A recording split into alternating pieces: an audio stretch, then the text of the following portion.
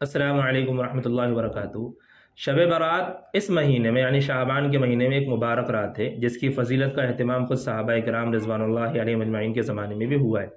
یعنی خاص طور سے اس رات میں نفلی عبادات کیا کرتے تھے۔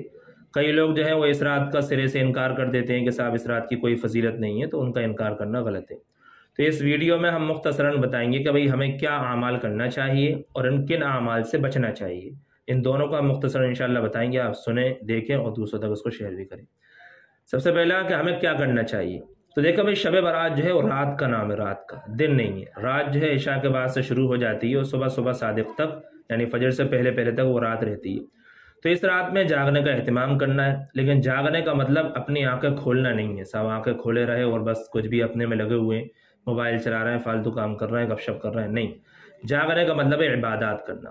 جتنا ہو سکے آپ قرآن شریف کی تلاوت کرو، جتنا ہو سکے آپ نمازیں پڑھو، جیسے کہ لوگ صلاۃ التسبیح پڑھتے ہیں، تو اگر صلاۃ التسبیح پڑھنے کا طریقہ اگر آپ کو معلوم کرنا ہو تو ہمارے دوسرے چینل پر، شارٹ والے چینل پر ہم لنک ڈسکرپشن میں ڈال دیں گے انشاءاللہ، تو وہاں پر دونوں طریقے صلاۃ التسبیح کے ہیں، تو صلاۃ التسبیح پڑھیں، ایسے ہی صلاۃ الشکر پڑھیں، صلاۃ التوبہ پڑھیں، ایسے ہی بلکہ سب سے بہتر یہ ہے کہ آپ قضاء عمری پڑھیں۔ آپ کی جو پہلے کی جو نمازیں چھوٹی ہوئی ہیں نا، آپ ان نمازوں کو اندازے سے پڑھتے رہیں تو انشاءاللہ بہت فائدہ ہوگا کہ جو نمازیں ابھی تک آپ کے اوپر تھیں وہ انشاءاللہ دھیرے دھیرے معاف ہو جائیں گی۔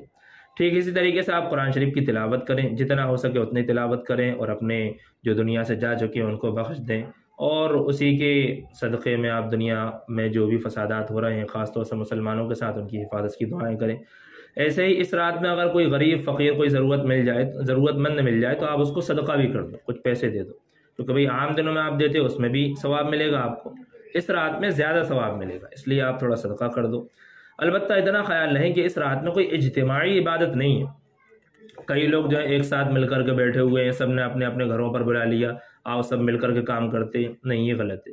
اسی طریقے سے ایک شکایت یہ بھی آتی ہے، خاص طور سے مستورات میں آتی ہے کہ صلاۃ التسبیح پڑھ تو رہی ہیں لیکن اس کی جماعت بنا لی، نہیں، غلط ہے، یہ سخت مکروہ ہے۔ پہلی بات تو مستورات کی جماعت کرنا مکروہ ہے، پھر اوپر سے صلاۃ التسبیح کی جماعت کرنا مکروہ ہے، اس لیے مکروہ ہے، غلط ہے۔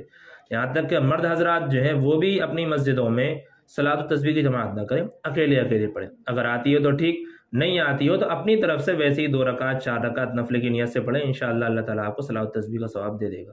الگ سے جماعتیں نہ کریں براہ کرم، سب سے بہتر ہے آپ قضاء عمری کریں، اور جتنی ہو سکے نفلی عبادت کریں۔ الگ سے کوئی خاص نماز، کوئی خاص روزہ ثابت نہیں ہے۔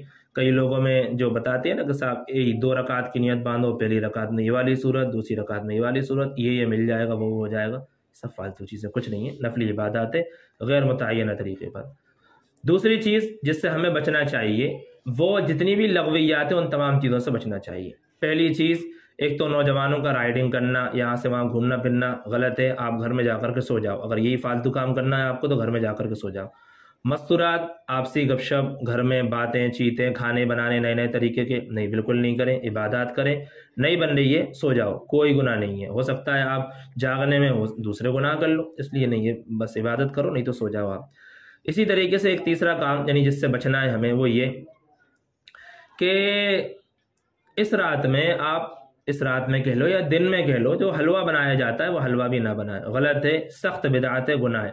ویسے تو حلوہ کھانا جائز ہے، آپ کبھی بھی بناؤ کھاؤ، لیکن خاص شب برات میں بنانا یہ ایک بدعت ہے۔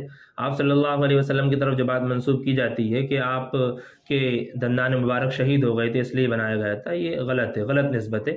دندان مبارک شہید ہوئے تھے غزوہ احد میں، اور غزوہ احد ہوا تھا شوال میں، اور ہم شعبان کی بات کر رہے ہیں، تو غلط ہے یہ بات، آپ علیہ وسلم کے دندان مبارک اس میں شہید نہیں ہوئے تھے۔